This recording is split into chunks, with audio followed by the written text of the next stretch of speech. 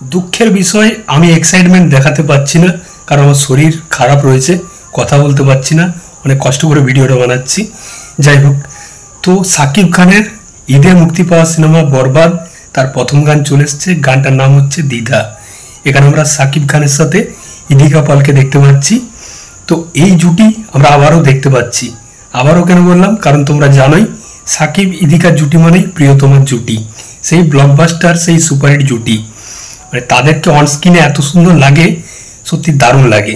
এবং জুটি এমনি এমনি তৈরি হয় না, জুটি কিন্তু মানুষই তৈরি করে, দর্শক তৈরি করে জুটি। এবং সাকিব ইদিকার জুটি মানেই ব্লকবাস্টার জুটি। তো এই সিনেমাটা কিন্তু ব্লকবাস্টার হবে, এটা কনফার্ম। গানটা এত সুন্দর লেগেছে আমার, গানটা গেয়েছে প্রীতম হাসান। মানে ছেলেটা কি ট্যালেন্টেড। এই রিসেন্টলি তার ঘুম পড়ি সিরিজটা দেখলাম, এত সুন্দর অভিনয়, আবার এত সুন্দর একটা গান। এবং প্রীতম হাসানের সাথে সাকিব খানের কোলাবোরেশন মানে একটা লাইনই মাথায় আসে, লাগে উড়া ধুরা।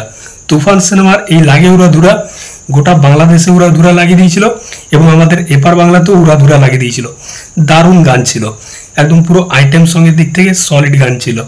কিন্তু এই গানটা একদমই লাগে উড়া ধুরার মতো না, একদমই অপোজিট একটা গান, একদম সুইট সফট রোমান্টিক একটা গান। তো সাকিব খান এবং ইদিকা পালের জুটিটাকে আমরা দেখতে পাচ্ছি গানের মধ্যে। তো সাকিব খানকে এত সুন্দর লাগছে, সত্যি মানে মাশাআল্লাহ, দারুণ দেখতে সাকিব খান। তার ওরকম মানে হেয়ার কাট, যেরকম ড্রেস পরে রয়েছে, যেরকম রোমান্টিকভাবে ইদিকা পালের দিকে তাকাচ্ছে, সত্যি ভালো লাগছে। কিন্তু এখানেও কিন্তু গল্প রয়েছে। ইদিকা পালের যে ক্যারেক্টার, সে কিন্তু সাকিব খানকে খুব বেশি একটা পছন্দ করে না, যেটা গানের মধ্যে দেখতে পেলাম। মানে সেই ভয়ের মধ্যে থাকে, সাকিব খান হয়তো কিছু করবে, সাইকো ক্যারেক্টার আমরা জানি সাকিব খানের। তো গানের মধ্যেও কিন্তু গল্প লুকিয়ে রয়েছে আর কি, সেটা বুঝতে পারা যাচ্ছে। তো ওভারঅল গানটা, লিরিক্সটা দুর্দান্ত, প্রীতম হাসান গেয়েছেও খুব ভালো।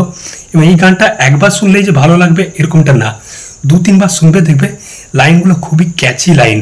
ওই যে কখনো বুঝি তোমায়, কখনো বুঝি না, তো দারুণ কিন্তু লিরিক্সটা রয়েছে।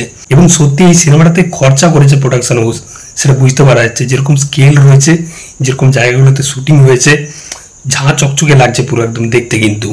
তো আমার গানটা ওভারঅল খুব ভালো লেগেছে, দ্বিধা। এবং সাকিব খানের প্রিয়তমার পর থেকে কিন্তু সিনেমার গানগুলা খুব ভালো হচ্ছে, সত্যি দেখবে নোটিস করে। এই গানটা আমার সত্যি ভালো লেগেছে।